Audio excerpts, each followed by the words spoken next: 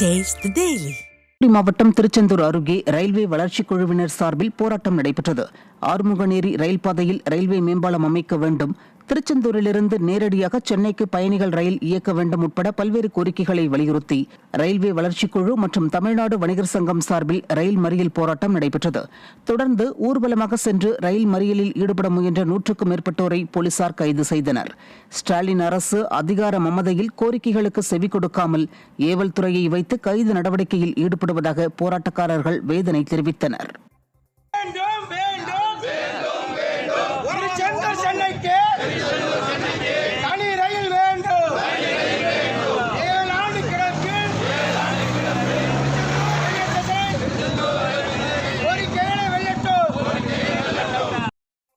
திருப்பூர் மாவட்டம் தாராபுரம் அரசு மருத்துவமனையில் குழந்தை பிரசவித்த பெண் உயிரிழந்ததால் பரபரப்பு ஏற்பட்டுள்ளது. குள்ளக்காளிப்பாளையத்தை சேர்ந்த கௌரி மனோகரி என்ற பெண்ணுக்கு 15 நாட்களுக்கு முன்பு அரசு மருத்துவமனையில் அறுவை சிகிச்சை மூலம் பிரசவம் நடைபெற்றுள்ளது. சிகிச்சைக்கு பின்னர் வீடு திரும்பிய கௌரி மனோகரிக்கு அறுவை சிகிச்சை செய்த இடத்தில் வலி ஏற்பட்டதால் தாராபுரம் மருத்துவமனைக்கு அழைத்துச் சென்றபோது அவர் ஏற்கனவே உயிரிழந்து விட்டது தெரியவந்தது. இதுகுறித்து உடற்கூராய்வுக்கு பின் அடுத்த கட்ட நடவடிக்கை எடுக்கப்படும் என்று கூறப்படுகிறது. திறனற்ற திமுக ஆட்சியில் அரசு மருத்துவமனைகள் அதல பாதாளத்திற்கு சென்று விட்டதால் உயிரிழப்புகள் அதிகரித்து வருவதாக மக்கள் குற்றம் சாட்டுகின்றனர்.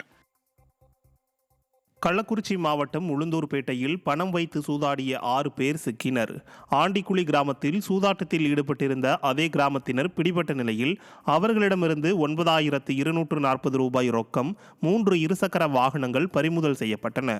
திறனற்ற ஸ்டாலின் தலைமையிலான திமுக ஆட்சியில் அனைத்து சட்டவிரோத செயல்களும் சுதந்திரமாக நடைபெறுவதாக மக்கள் குற்றம் சாட்டுகின்றனர். செங்கல்பட்டு மாவட்ட ஆட்சியர் அலுவலக வளாகத்தில் தீ வைத்துக் கொண்ட நபர் 70 விழுக்காடு தீக்காயத்துடன் மருத்துவமனையில் அனுமதிக்கப்பட்டுள்ளார். சென்னையை அடுத்த திரிசூலம் பகுதியைச் சேர்ந்த பாபு வீட்டுமனை எல்லை தகராறு காரணமாக பல மாதங்களாக பல்லாவரம் காவல் நிலையத்தில் புகார் அளித்தும் எவ்வித நடவடிக்கையும் எடுக்காததால் செங்கல்பட்டு மாவட்ட ஆட்சியர் அலுவலகத்திற்கு வந்து பெட்ரோல் ஊற்றி தீ வைத்துக் கொண்டார். அங்கிருந்த ஊழியர்கள் அவரை மீட்டு மருத்துவமனைக்கு அனுப்பி வைத்தனர். செயல்படாத திமுக ஆட்சியில் மக்களின் குறைகள் தீர்க்கப்படுவதில்லை என்று மக்கள் குற்றம் சாட்டுகின்றனர். தருமபுரி மாவட்டம் கடத்தூர் அருகே ஊராட்சி ஒன்றிய நடுநிலைப் பள்ளிக்கு புதிதாக 2 வகுப்பறை கட்டிடம் கட்டும் பணிகளை அதிமுக சட்டமன்ற உறுப்பினர் கோவிந்தசாமி பூமி பூஜை செய்து தொடங்கி வைத்தார்.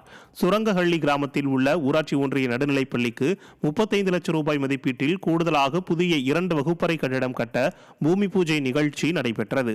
இதில் பாப்பிரெட்டிப்பட்டி அதிமுக சட்டமன்ற உறுப்பினர் கோவிந்தசாமி கலந்து கொண்டு பூமி பூஜை செய்து பணிகளை தொடங்கி வைத்தார்.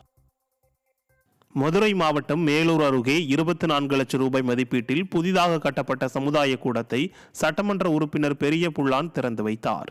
18ஆங்குடி கிராமத்தில் உள்ள பட்டத்தரசி அம்மன் கோவில் அருகே சமுதாய கூடம் கட்டித்தர வேண்டும் என பொதுமக்கள் கோரிக்கை விடுத்திருந்தனர்.